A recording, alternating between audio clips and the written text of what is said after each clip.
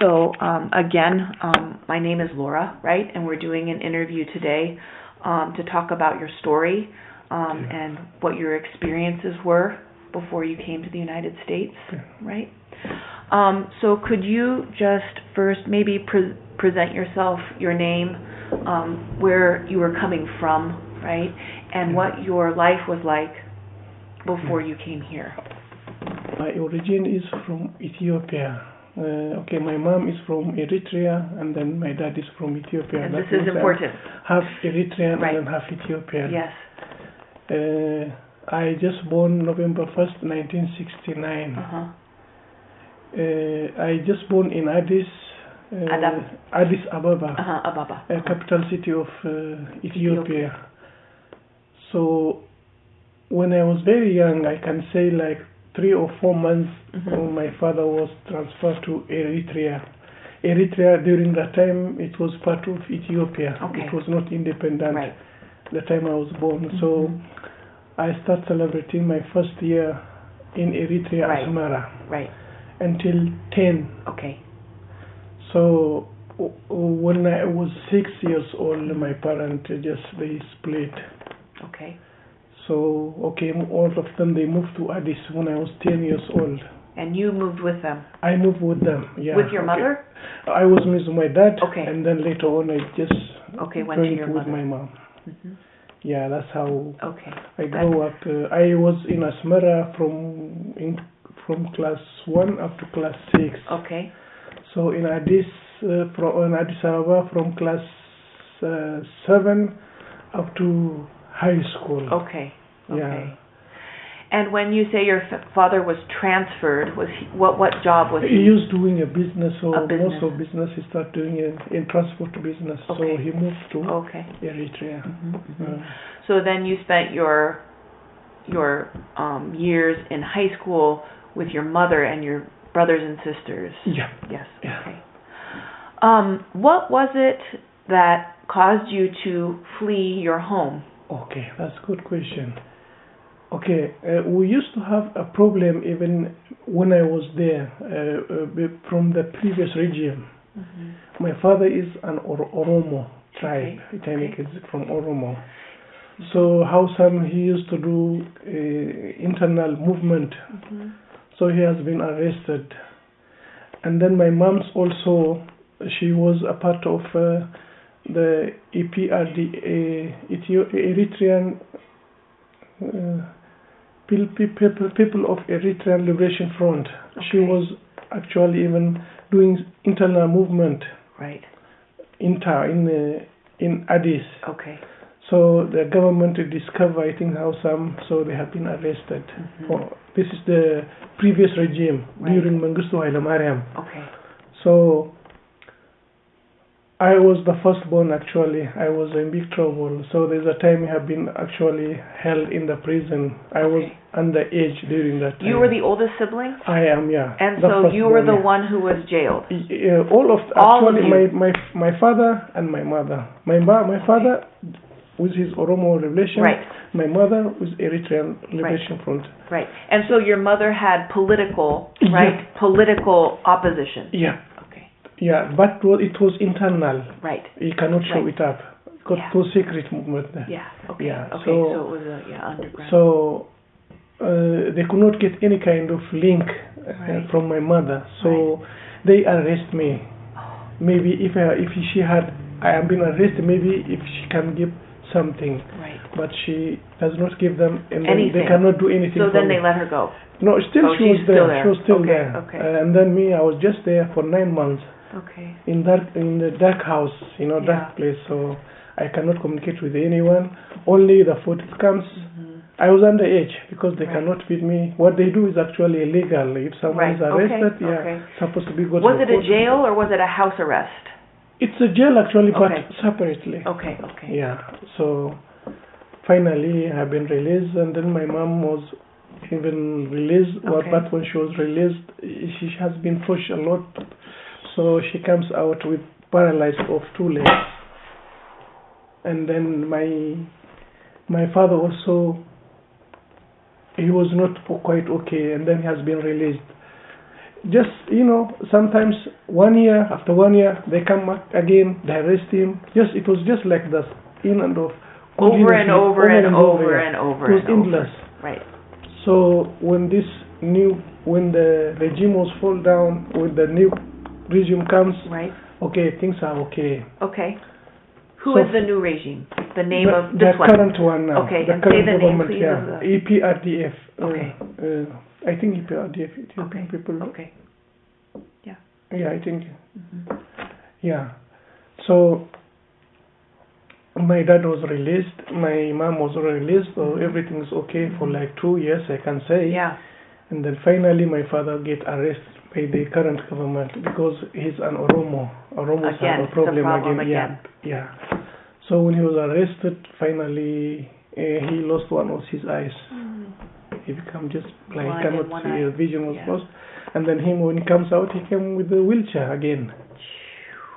So finally what happened was between Eritrea and Ethiopia, there's a war start. Yeah. So my mother, she got mother actually. I have young brothers from my mother. That is half brothers and sisters. Yeah. So finally, when the war started, my mother, they know she's support her government. Right. She used to do so many things because during that time it was peace. Ethiopian-Eritrean was peaceful. Right. So without any, just because of she's Eritrean, and then they deport them all.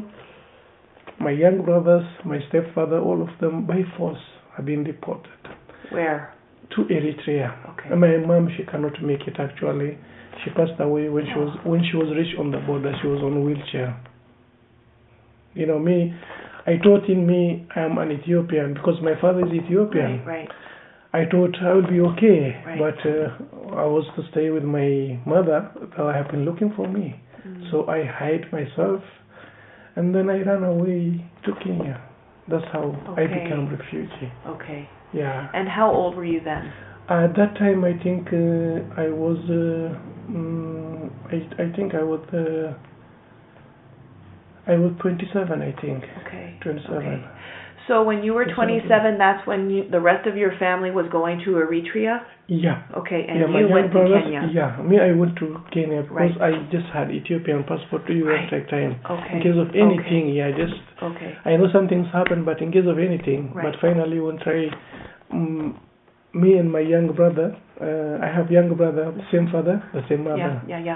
Yeah. So two of you went to Kenya together, or just you? My brother, my brother was, during that time he was with my father. Okay. But he was very young during that time. Yeah.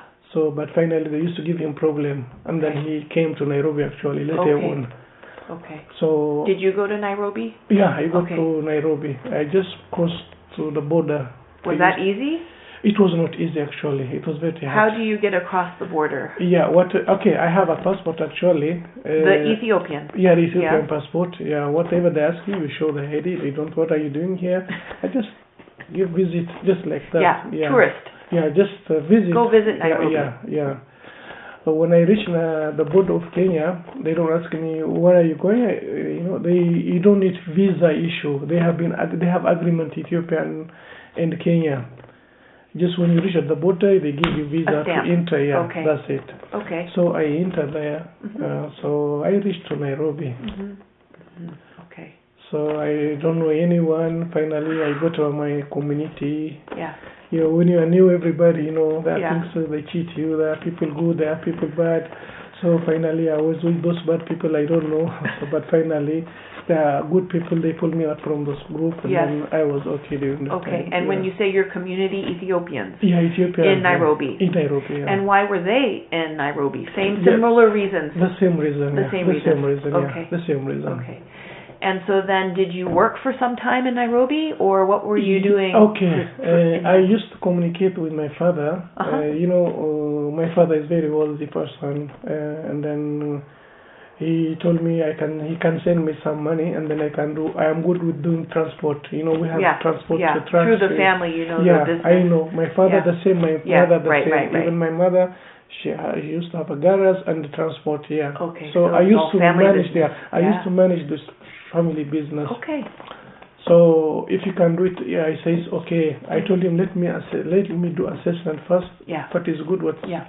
not good, and then I will let you know when I need the money. I ask you. So finally, by luck, I got a job. With the NGO. With an NGO. NGO. That Okay. was luck. Which one? Actually, it calls German Humanitarian Aid. They Okay. call it in their language Diakoni Emergency Aid. When I start as a logistic assistant. Nice. So that's how I start working. Yeah, in Nairobi. In for Nairobi. the NGO. Yeah, that is in 2000, June. 2000. June, That yeah. was a long time arrived, ago. yeah. I arrived in March 99. Okay. So you got to work pretty I soon was after a year. I was searching, I was trying to do something, searching to do business. Right. Yeah, so finally But when I got the job, That's a good job. The salary was low, but it is okay. Yeah. So I start working, so finally I become full logistic officer. Good for you. Yeah, I start earning good money. My salary was okay. Yep. So I used to work in South Sudan. Wow. Yeah, the organization. Another difficult. But it's okay. It was hardful actually, but it was okay. Yeah. So did you go to South Sudan with the job? Yeah, I go. So you moved again? Yeah. Every 4 weeks, I stay 4 weeks and then I go back, and then I stay in my base like 3 weeks, and then I come to Nairobi. And then it was a moving always. Moving all the time. So finally, in 2007, my contract was over. No, in 2006 my contract was over. Actually, it's supposed to be renewed, but the South Sudan, they become independent. Yes, they did. So the work you used to do is for them. So we have to hand over. It has to be done by the local people by themselves. Right. Okay. So I agree. So I was training someone to replace you. To replace me. A Sudanese person. Yeah. So he took over. Yeah, he took over. So which is good. Yeah, that's how NGOs should work, right? Yeah. So that's how we, But at the same time, then you didn't have your job. So that was difficult. Okay, actually I was okay. And then I started working. I used to have a vehicle, small vehicle. I used to use it for a taxi. Okay. Yeah, I have a good connection. Yeah. And then this is back in Nairobi. In Nairobi. Yeah. In Nairobi. So finally, in 2012, they denied me. I used to renew it. I used to have a friend of mine. He used to work in Ethiopia embassy. He's a good friend of mine. Right. He used to renew it my passport. Right. I pay the money. Right. He knows the procedure. Right. So, but when he goes, there's no one who can do that for me. When he do it legally, not illegal way. This is passport or visa? A passport. Your Ethiopian passport? Yeah, because I have the visa for Kenya. Right. Yeah, but my passport, it has to be renewed. Of course. To renew my visa, Kenyan visa, the passport, it has to be renewed. Then you have to go back to Ethiopia. No, it can be done there. Okay. Finally, I was not able to renew. They took it and then they called me. I think you are not Ethiopian. We cannot renew your passport. So they took the passport and then they just stamped cancel, and then they stamp it the whole, the punch paper. Yeah. They make it whole, so it can be I cannot use it. So they just. Was this at the Ethiopian consulate? Yeah. So they denied you your Ethiopian citizenship. That is definitely. So I told them, I thought I'm an Ethiopian because my father is from Ethiopia. And then the current the Prime Minister himself, he is half Ethiopian, half Eritrea. So what's the big difference between me and him? How am I? Because my father is Oromo or what? So I have talked too much, but I'm afraid maybe they can arrest me there. They can even deport me there, and then they can arrest me in their jail. So I just go. When I go, actually, I just go. A friend of mine, he's a lawyer. Yeah. I just afraid in case of something's happened to me, at least he can follow up for me. Right. I told him so. He was me in this. He told me just cut it off, and then I stopped talking. Let's go. Yeah, I just. So after that, I don't have choice. I don't have identification. During that time, it was a lot of terrorist attack in Nairobi. Al-Shabaab. They just, Al-Shabaab. They bombing. So I'm afraid. So I cannot move without ID. I have to register as a refugee. Right, because you you were stateless. Yeah, I'm stateless. I have to go to register. And then I asked actually Eritrean embassy. They say they cannot. I have to look a witness. If my mother is an Eritrean, and then I have a brother, and then I don't have any communication with my family, with my mother. You don't? I don't, because when they go, I do not communicate them. Right. Yeah, there's no communication. So I don't know anyone. So I told them, no, if you don't do that, there's nothing they can help me. So I don't have a choice. So I have to register as a refugee. I just registered in March 2012. In Nairobi? In Nairobi. With UNHCR? No, with the Kenyan government. First you register at the Kenyan government, and then they give you a paper, you go with that to UNHCR. So in August I went to UNHCR, I have been registered, and then I have been given appointment to be for eligibility interview. Right. After 1 month, 1 month and 13 days, I just do the interview. It was long actually, like 4 hours. Oh. It was long. In English? It was in English. I was doing it myself actually. What do people do if they cannot speak English? They do interpreter. Okay, that's good about that. They're interpreters. So, I do that interview. I was told given appointment for eligibility answer. If I will be mandate or not. Right. So you had to go to the appointment to learn. Yeah. So I waited, and then when the appointment times came, I go, and then they renew it appointment. We have a problem actually that with UNHCR. You cannot just, they don't give you the decision immediately. It takes sometimes like 3 years, 4 years, 7 years, 8 years to decision. Right. To know you are mandated. You are authorized to access mandate under UNHCR.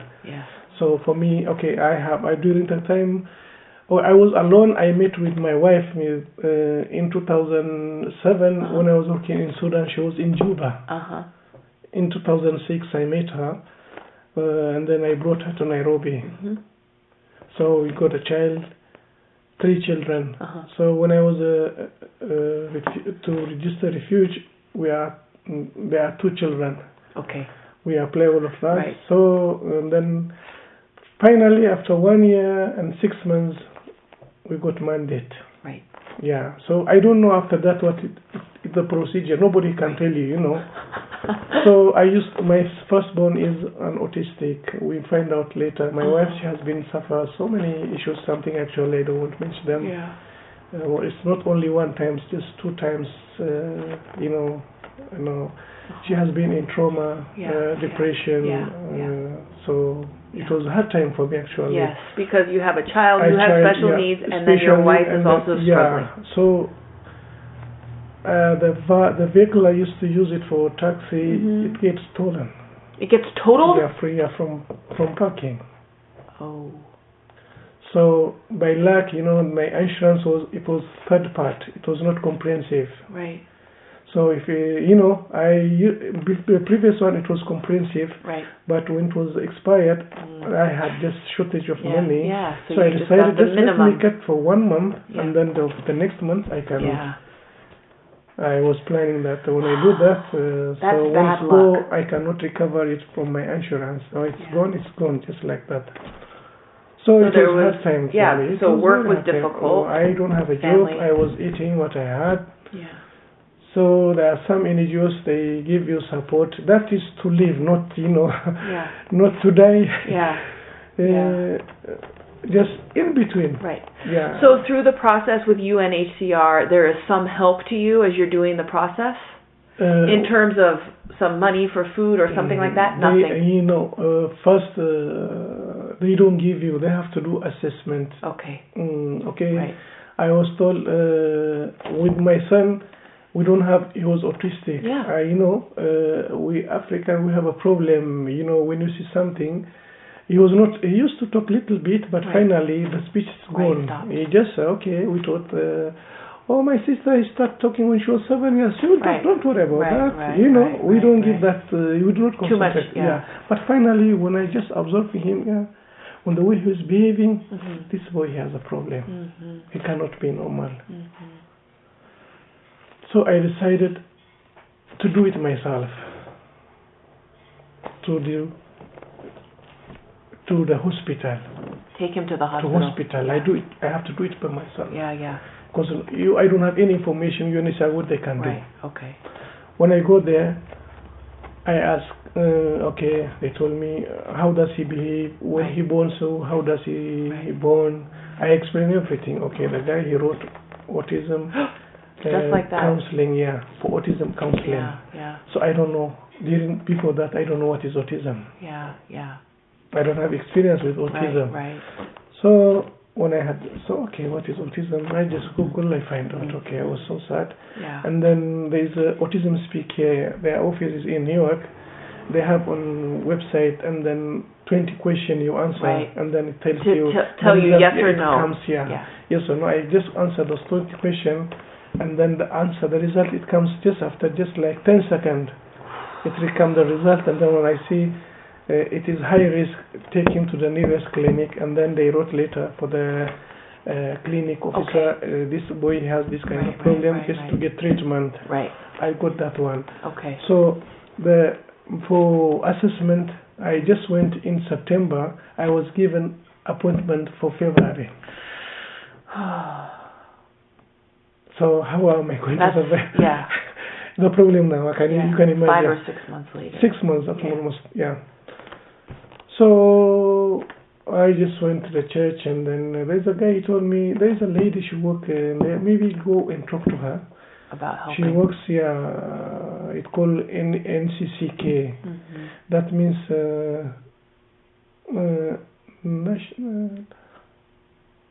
National Christian Society, something like that. So they deal with the medical issue for refugees. I went with that lady.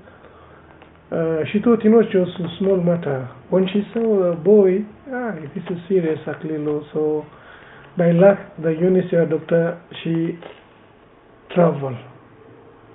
She told me her head office is on this address. Go, you will find him, the UNHCR doctor. UNHCR doctor. Yeah, UNHCR doctor. He's partner of NCCK is partner of UNHCR. Okay. UNHCR, they don't handle everything. They give it out to certain local organizations. For advocacy, there's another. For clinic, there's advocacy. For finance and food, there's another partner. On the first level, but then when it gets more serious. It goes there. So I didn't know that the lady saw one. She told me everything. Okay, just go this place, you'll find him. And then you will have such transport. You definitely will get supported. Okay, I go there. What is the problem? I told me, I think I was told my son is an autistic. How do you know? I show him that paper. No. Did you take him any clinic? I took him. Yeah, I did. I took him with that paper. I was given appointment for the 6 months. Where is that book? I gave him. I saw it. Okay. Would you be able to take him? I won't send him to specialist for children, specialist psychiatrist children. I told him he was hungry, and then he was, he was so tired. I told him, if it is must, I have to take him now. I can take him. No, it's not must. Even you can take him tomorrow. I can say now he's tired. I have to carry him myself, walking long distance.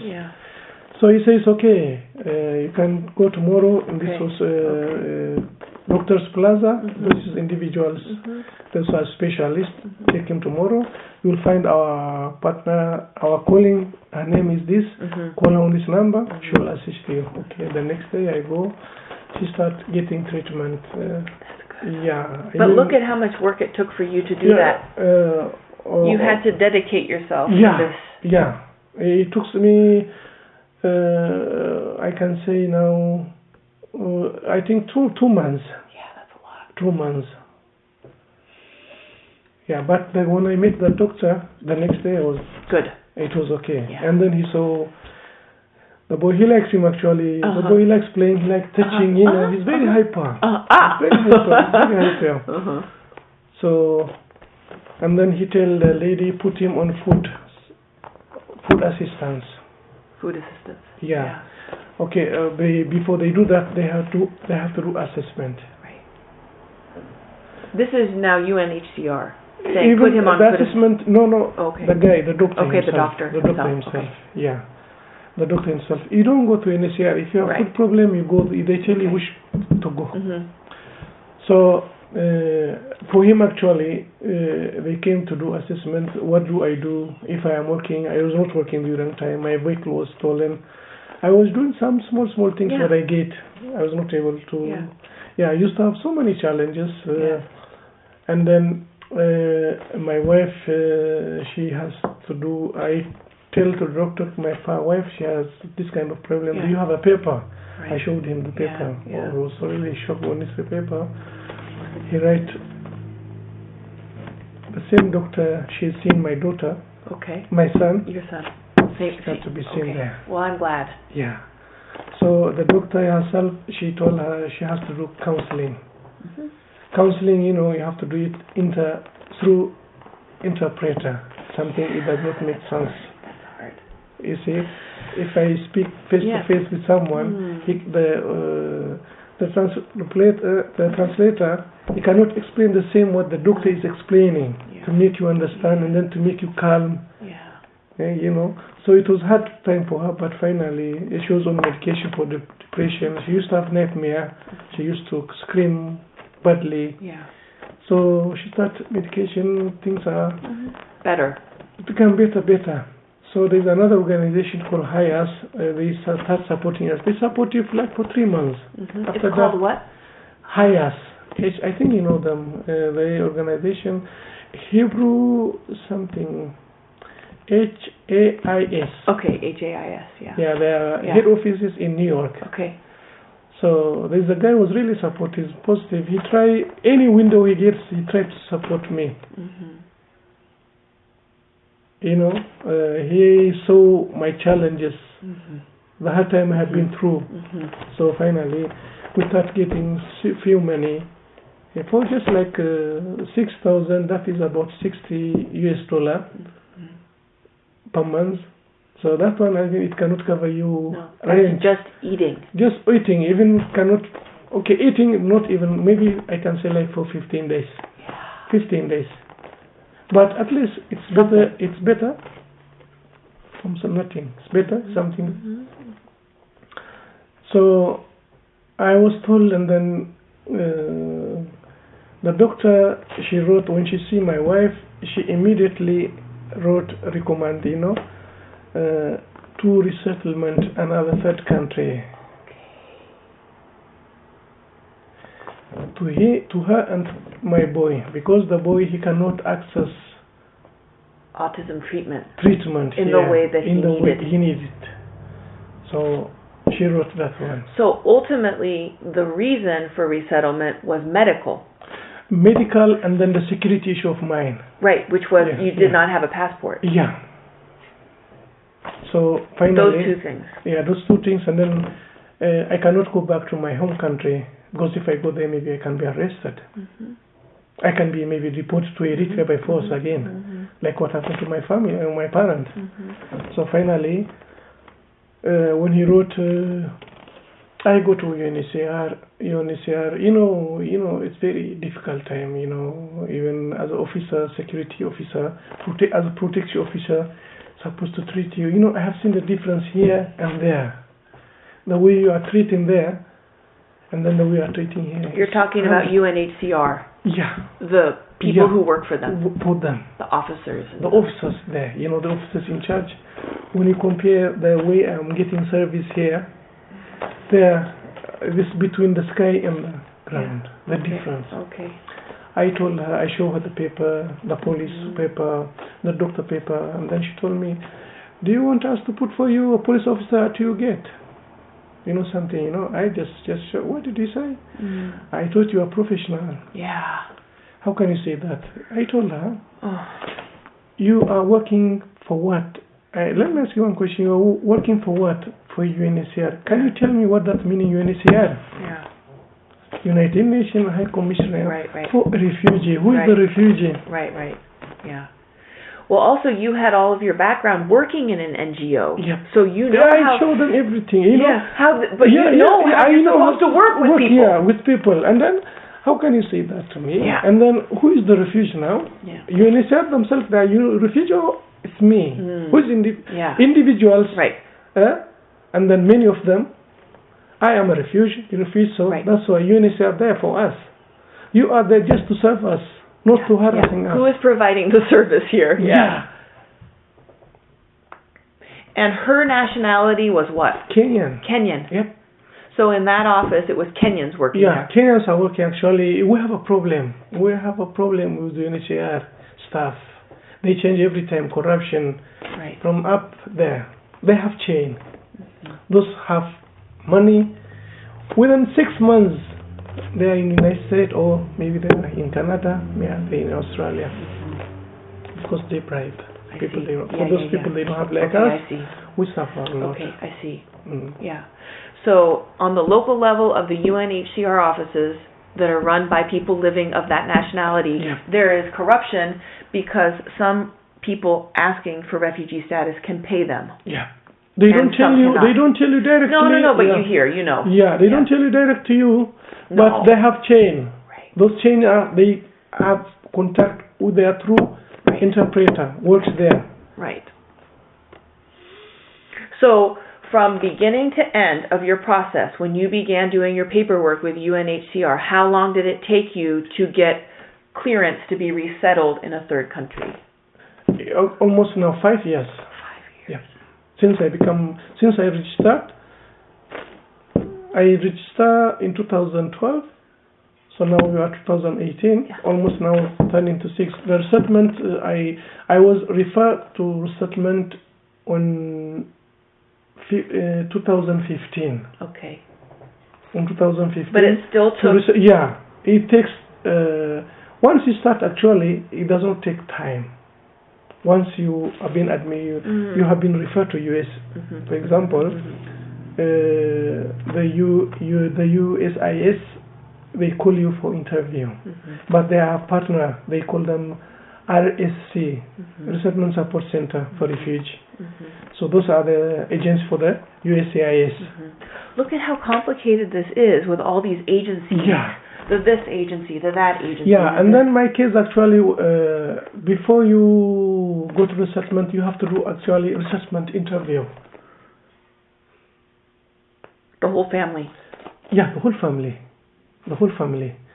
So, and then on the top of that, we have medical problem. So finally, when I did the interview, she told me she cannot decide by herself. There is a committee, and then the supervisor, they see it, and then this person, he needs resettlement. After that, they choose which country it will take us. Right. If USA, they say they will take us, they will just send our file there, and then they let you. So it took, I to ask her, it took how long? Maybe just 1 month, 2 months. I waited. It was in January. I just say it was 1 month. I asked, not yet. I got just 2nd month, not yet.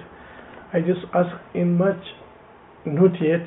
So I go to IRC, International Rescue Committee. I just go there. I told them I have this kind of security problem. My case is, I have been done the interview for resettlement, but up to now there's nothing come up. I just wrote letter for me from the protection center. When I go there, protection for them is to give you resettlement. That is protection. There's no protection until you get resettled. Yeah. Protection is to give you resettlement. That's it. Something even can happen in between for you. Yeah. So, it's okay that, I will do your interview. He told me the next day, come tomorrow. I just went to the interview. I can see now, you cannot give you accommodation. We don't have budget for that. You have genuine case. But this now budget is not the same as before. Okay, what do you can assist me? Okay, I'll work out you for settlement. It can be done as long as fast.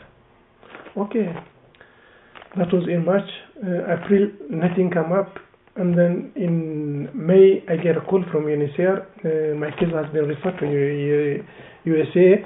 I was told you will be contacted. Right. By it, they don't tell you when, but you'll be contacted. And then when I asked me, somebody told me it's 3 months or 4 months. Okay, I have to be patient. Finally, in August, I got SMS from RAC to do my pre-screening interview. Oh my gosh. RAC means the agent for USCIS. Yeah. USCIS. So when it was written on 28th of August, and then the pre-screening interviews on 10th of September. Just like 2 weeks difference. So they tell you it is full day, you have to come with your own lunch. Okay, that day reach, and then we go, and then they ask you if anyone is in pregnancy. At that time, at least I see something different with UNHCR. You know, UNHCR is not such kind of, if it's pregnant women's there, nobody bother. Yeah. If someone with child is there, nobody bother, you have to wait. Right. You know, there are things you should give priority. Right. That are just human. Human, yeah. I'm a man, okay, I can wait. Right. But there's a woman with a child, Right. she cannot stand. She cannot stand the same I am. She has to be give priority. So if anyone has a sickness, something, and then, you know, before she noticed, actually, she saw, you may need help, because she saw him, the boy was running in the office, actually. You may need help, he's an autistic, okay, we'll do it for you within 1 day. The interview is supposed to be 2 days. You do it today, and then the next day. So you don't have to come back. Tomorrow, we'll do it 1 day. One in the morning, the second one is in the afternoon. That was something at least. Thank goodness. Goodness. Yeah. So when they look my case, okay, UNHCR, you know, when they send you case, it calls priority. They do not send it that way. They send it just normal way. Okay. Imagine I have this child, and then I have a woman with depression, stress. So they do not send it. Why they do not send it as priority? It was just regular. Priority, I don't have idea. Just go and tell them. Go and tell them. I try. Oh boy. I try my best. It can't work. So finally, we have been scheduled to interview in 2016 for CIS in March. And then they postponed it to June again. You know, once you start the pre-screening interview, maximum is 24. Between 18 24 months, maximum. Since you start there. You started the pre-screening in September? Yeah. And so you that is from US. It takes that much time. But with UNHCR to get resettlement interview, it takes like 5 years. It takes a long. Because there are two processes. There's the UNHCR, and then there's the actual resettlement to the third country. The third country. If you are qualified through UNHCR, they send you there. The interview what you've done, they send it the same what you are saying. You have to repeat it what you say. If you made a mistake, you can be rejected here because you hear something here and then here. Because mine is not fabricated. It is there with me. It's in my mind. Even it's inside my blood. The things what happened to me when I was in Ethiopia, when I was in Kenya, things what happened. So in June we did the interview. So once you do the CIS interview, it doesn't take the result. It doesn't take long. For example, if you do on the first week the interview, they divide you in group for 4 weeks. If I do the interview on the first week, my result it comes on the 4th week. If I do in the second week, And then that person is still the same with me. That person, he did on the third week, he gave his answer after 1 week. Right. So the answer, independent how, I did the interview first. So for 3 weeks, for 3 of us, for the 1 week, second week, 3 groups, we get the answer, all of us, on the fourth. Right. So if I did on the third one, it will be 1 week. Yeah. If I do on the second one, 2 weeks. 2 weeks. If I do on the so I did on the first week. So you're waiting. Yeah. So when they give you the result, they don't tell you, and then they SMS me, come and take your decision. You go there. So they explain for you. You'll be called by your name.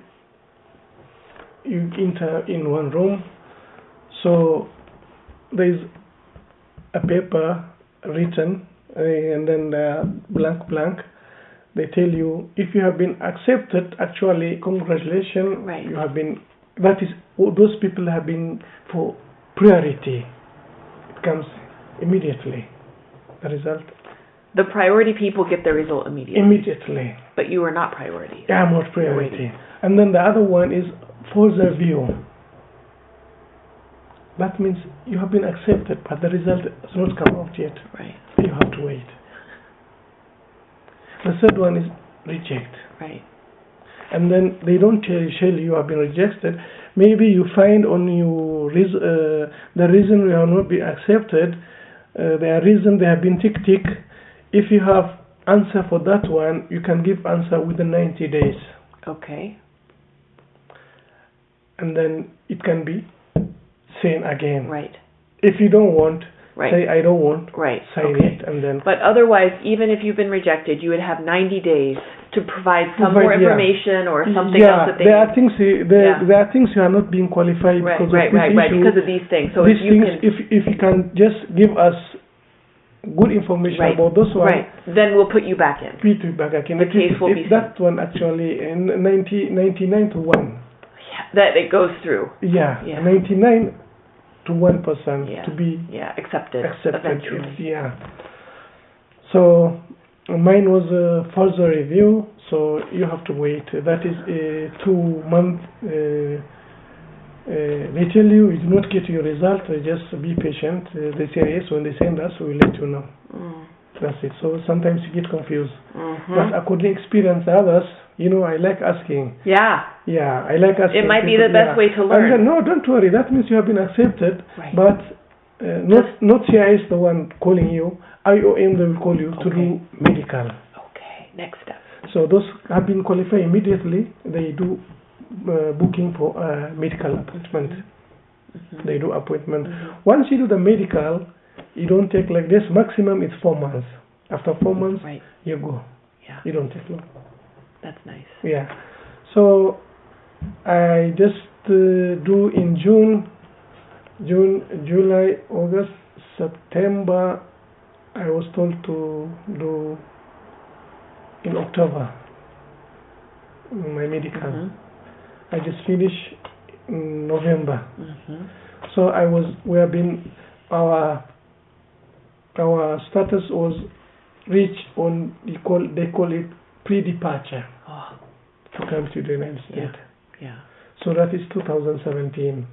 So in 2017, now it was in 2017. October or November? No, in 2016 we did the medical, and then maybe in 2017 January our case reached pre-departure. So pre-departure is, you take a medicine, you do orientation, and then after that it's a flight. So Mr. President of Trump comes up again. Mr. President of Trump, yes. The things are messed up again. For the last 10 months again. There's nothing we can do. 10 months after we finish, almost we know which state we are going. And then things are messed up again. We waited, and then in September, his ban was lifted, because he cannot extend it for refugee. except those countries has been Right, mentioned. on the ban. Yeah, so we are out of that list. So in September was lifted, and then we did the remedical again. Right. In October. So October, November, December, January, February, March, we have been told we will travel March 12th to Ire. Yeah. Okay, there's a lot of problem actually. IOM, they made a mistake. I supposed to come on 12th and then 30th to be here in Ire. Yeah. So everything was smooth. When you are just when your visa arrive, you surrender your ID. Okay. You surrender. Okay. So they give you the flight list. Yeah. On which day you are going, and then the ID, they make a copy. Yeah. And then they stamp it, and then you hold that copy. Wow. If any police asking you. Right. It doesn't help you even that paper. Even if you have a legal, the police harassment is I will tell you that one later on. So let us talk about the process. So when you surrender, so to get exit visa, normally it takes 10 working days. We give fingerprint 1st February. So she told us it took 1 month. Uh-oh. Yeah, during that time there are not many refugees are traveling. Right, because no, of the ban and everything else. Few. Yeah. We're few. They cannot be even now. Yeah, even now. So, okay, this is a procedure. You cannot say when they say it's a procedure. You have to keep quiet what they say. Yeah. Okay. On 20th they call me, and my wife's fingerprint is not reading very well. So can I come with her and then she can do it again? Mm-hmm. Okay, and then it remained two weeks for us to travel. So she did it again. Okay, everything's okay. It is Friday now. Saturday, Sunday, Monday, we're traveling. Oh. So you have to sell what you have. Those valuable things you have to sell them. Yes. To use the money. Yes. To buy suitcase. Yeah. So we sold everything what we have, and then on Friday at 10 o'clock in the morning, IOM, they call me, the flight is cancelled. Why? The exit visa was not cleared, not get exit clearance. Who mistake is that? There's a DRA, Department of Refugee Affairs, that is for the government. Yeah. It's their mistake. Are you sure? Okay. I go. Because of my son, everybody knows me. Yeah. Everybody knows me. Yeah. And then my wife. And then the DRA, they know us. They really support. Any kind of letter we want, they give us support to get any kind of support. Uh-huh. So I go there. What is happening? I call me. What's wrong, Aklilu? You are here. You are not. Yeah. Now what happened now? This is IOM problem. It's not our fault. I go to IOM on Friday. It was almost 10 past morning hours. So they are in the meeting. I was not able to get inside there. I was told to come on Monday. So almost my flight is cancelled. So there's nothing I can do. We don't have a gas to cook. We sold it out. Right, you sold everything. We sold everything. What we have is only mattress and a blanket. Yeah. And then few dishes too. Yeah.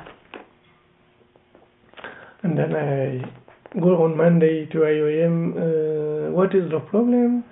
No, the problem you see, this. No. You don't have to lie to me. I was told by DRA this, and then you are telling me this. No. Are you sure? And then I go again. Mm-hmm. And now I had the staff, they have been arguing.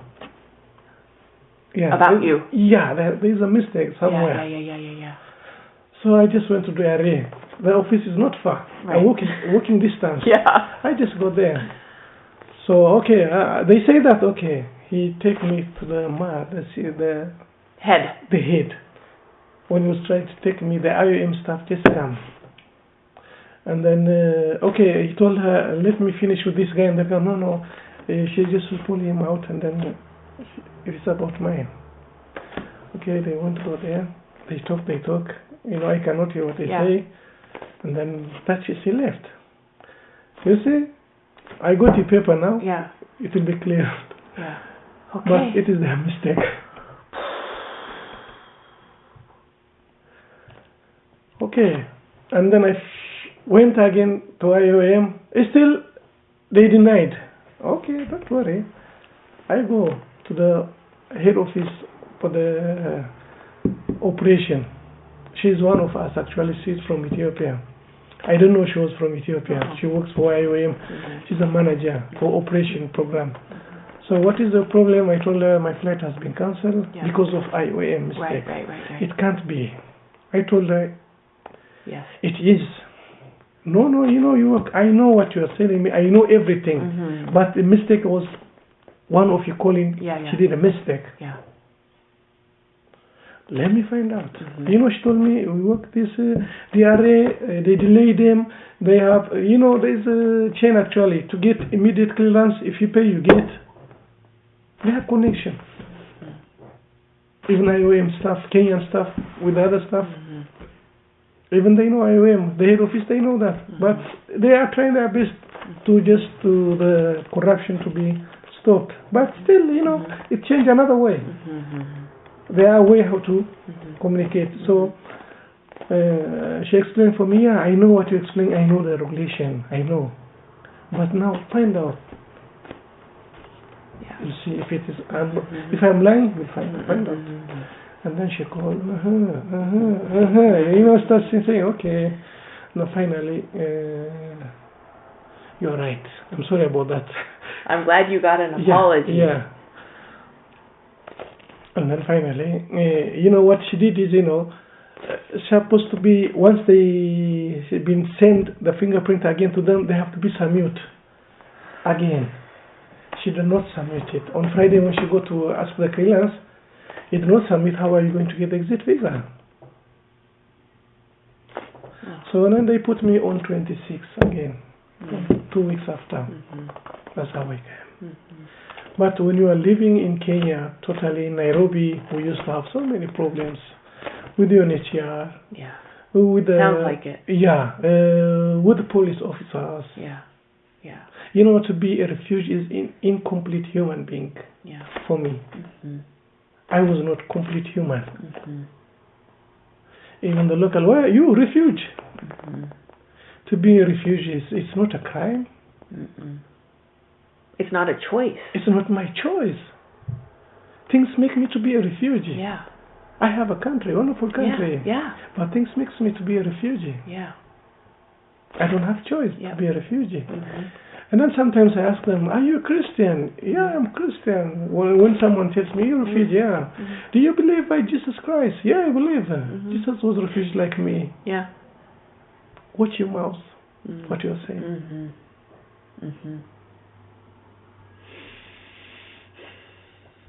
So you have been now in Erie for 2 months. No, not 2 months. 1 month. 1 month, actually, 1 month. Today is... we arrived Erie, it's supposed to be 27, but we reached after midnight, it was on 28. So it was a month ago. Months ago. You have ID in Nairobi, they ask you. For me, actually, I don't have I challenge them. Because I speak very well. Yeah. But for those that don't express themselves. Right. Well, I'm thinking about how much work you had to do for yourself. Basically, you had to become your own lawyer. You had to become your own advocate, right?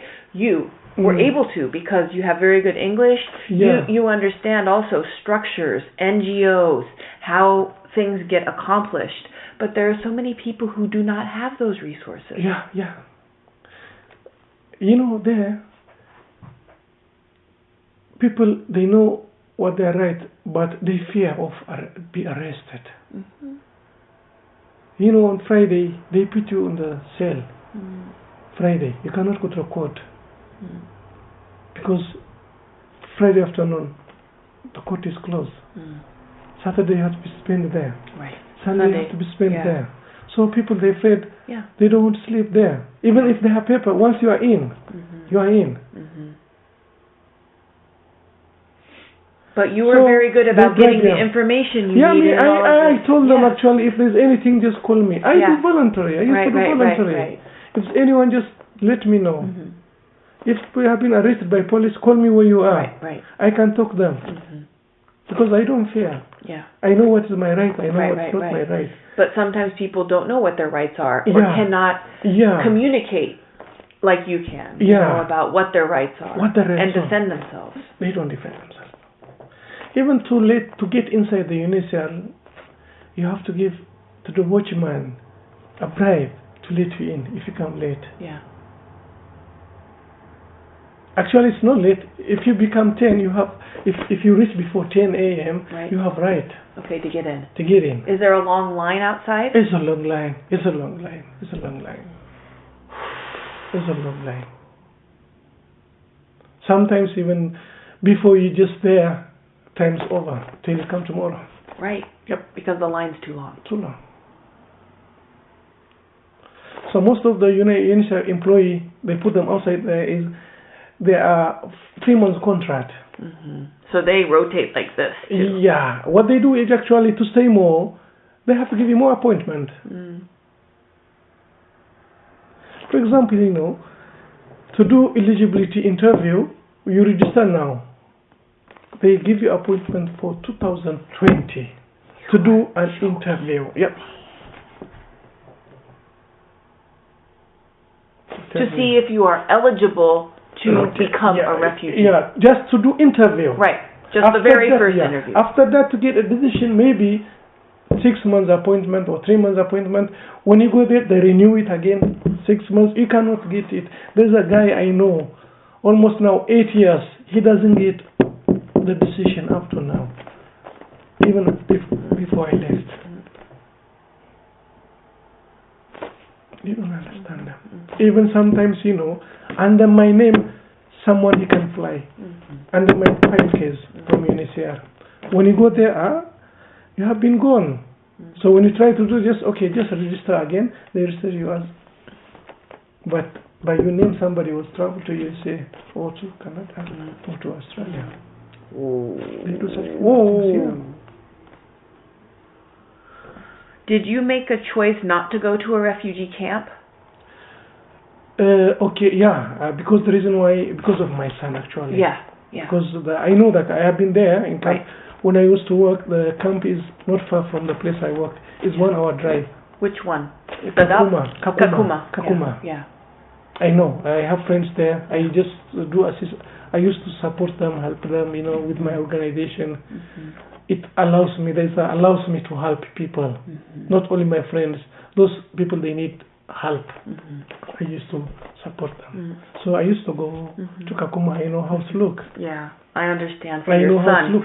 So for my son, that was not going to be a good setting. Yeah, that's not good. Yeah. Okay. Even then they accept that. Yeah. They accept that. Yeah.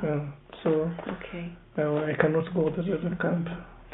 So now that you are here, what is your biggest hope for yourself and for your family? Okay, you know, I'm here actually. I hope the dream of my children, it can be success. Yeah. And they can be what they want. Yeah. Because the country there is, if someone who wants to be something, he can be if he is worth hard. So that's now the reason why just being here for me is now more for my children. Yes. For me almost. Yeah. I don't know for how long I'm going to stay there, but at least my children here, they get good education. They can be what they want. Yes. They can be they want. Which is the hope for every parent, right? Every parent, yeah. That their child can become the best for themselves. For themselves, not for us, for themselves. Yeah. You know, that means, you know, actually we benefit. Right. We see something good about children. Yeah. So that's my. Okay. Yeah. Yeah. And then to build my life, and then a good way, and then to support family, and then to be supportive with the community. I can see that already. I think you are going to be amazing for this community. Yeah, I can do. I like doing voluntary if I have time. Yeah, my child changed my life. Actually, I was. Your son. I was the same I am. Yeah. But now more, I just my son just changed my life completely. Yeah. How is he doing? He's okay. Still he's hyper, but he's okay. He will start school. Yeah. So. And I know that in this country there is support for autism. Yeah. A lot. Yeah. Of all the countries I know, there's a lot. I have seen, you know, even the way the people approach you, it's enough for me.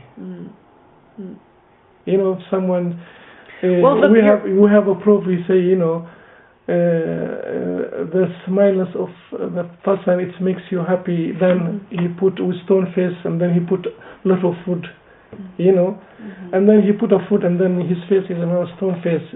You don't feel like eating it. But someone with empty hand and then smiling, giving smile, it gives you happiness. Yes. Yes. Yeah. So the way people handle you, taking care of you, the way assisting you, I really like it. I am just like that even when I was I can see that. I think you will fit very well with American society. I have good public relations. Actually, I know how to come. I deal with person, even with bad person. And then with to know how to deal with everyone. That is a gift, I think. And I think you're going to be able to use that here in work. I will use it. I have to use it. And I hope that when the summer comes and it's beautiful weather, you can enjoy Erie and the lake with your family and all. I have a friend of mine. He's Ed. Excuse me, Ed Gerard. If you know him, he used to be headmaster one of this school in Erie. He's a good guy. I have started knowing him almost for 4 years. He comes twice in Nairobi. Twice a year in Nairobi. You may ask him, he can tell you about camp even the... No, I heard him talk. Yep. I heard him talk in Erie about Kakuma. Yep. I heard him talk. He's a doctor. A doctor? No, he's not a doctor. He's not a doctor. His friend is a doctor. Dr. Brian. Even I met Dr. Brian in Nairobi. I heard them talk about Kakuma here in Erie. In Erie, So you can tell about Kakuma how it looks, and then in life in Nairobi how it looks. Yes. He knows about the local people, how they behave. Okay, the local people, they are humble. Kenyan people, they are humble. Things forget easily. They are not, they don't keep inside. Once things come up, they talk it for 1 week, it will be topic for 1 week. After that, that's forgotten. In this country, one day. But it could be like for 1 week. That is actually on media. Media that's it. Actually. That's it. Media, they exaggerate too much. That's it. But the people are very humble people, but the leadership is very ugly in Kenya. Leadership is very ugly. They are really corrupted. I have to mention this one. My wife, she has been abdicated, and I waited. She went to the church, and then to do something, to buy some spicy food for us. So she hasn't come back. So I just called to her friends. I could not sleep the whole night. You cannot report immediately. She never came back. She never came back. So when you to report to the police, it has to be 24 hours. You cannot report before 24 hours. So basically, the police can do whatever they want for 24 hours. So the next day I go, I just went with my 2 children because there's no one I can left with them. So I just go to the police, and then what can I help you? My wife, she hasn't shown up. She went yesterday to church and then supposed to buy some tutor. She hasn't shown up to now. Let her go. Let her go? Can you imagine? It's a police officer. What do you mean? Well, let her go. Women's duty is, to give a bath and then to cook and then to wash clothes. So you just try to get another one. And then the woman, another officer was like, she shout on him, just forget about him, just come, I will assist you. She started assisting me. How the police officer in Kenya they are. Well, I don't know if all the police are not corrupt here, but better, maybe. Better. 100% better. I think they have to work under their laws. When I go to town, I can be asked my identification like 4 or 5 times. Why? With the police officer. Why? They know because I'm foreigner. Right. The reason why asking me to get money, not to protect their country. If someone gives them $100,000, go blow this bomb, he can blow. He can take that money, he can blow that bomb. They don't care about their country. They don't have nationalists. They are not nationalists. They care about them and about individualists. That is something not good.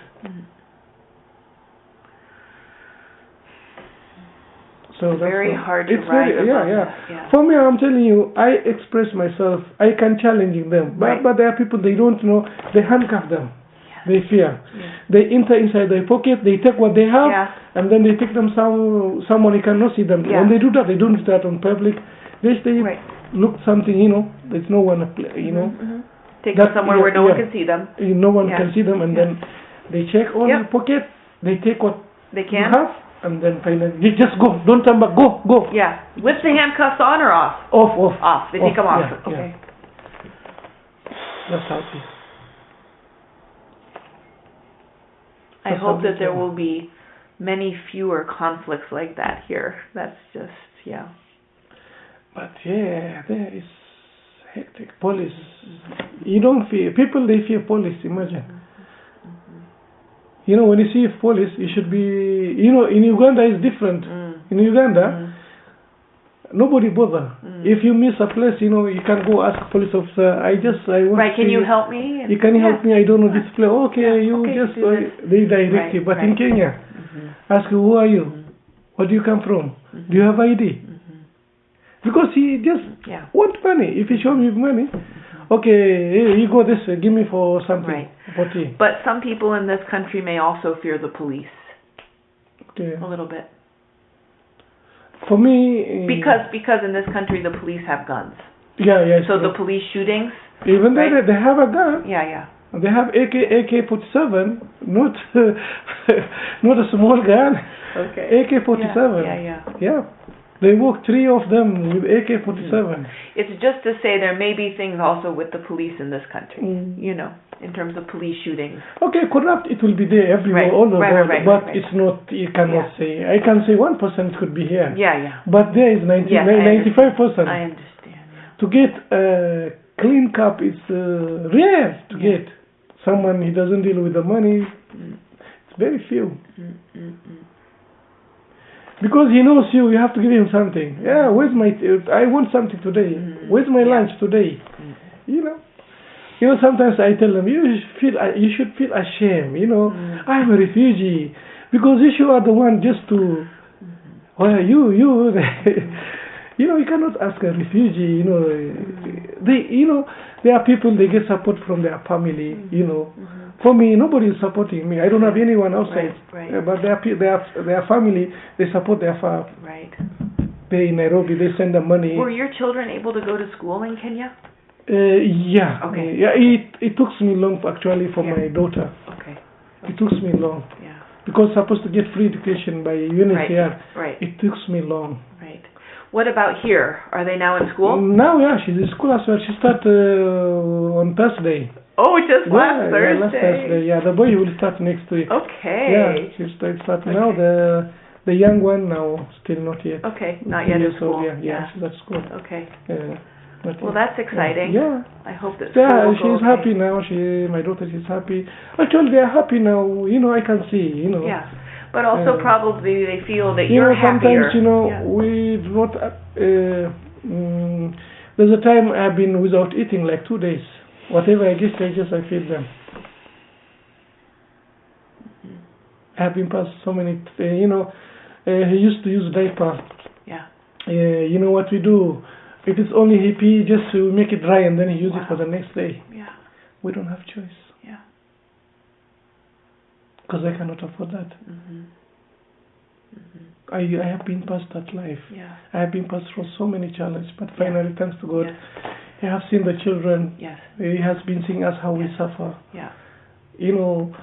What I want to understand the American people actually, when they heard about refugee, and now actually according to President Trump, the way he's, he make refugees to be hate, that's not, That's why we want to do these, so people hear the story.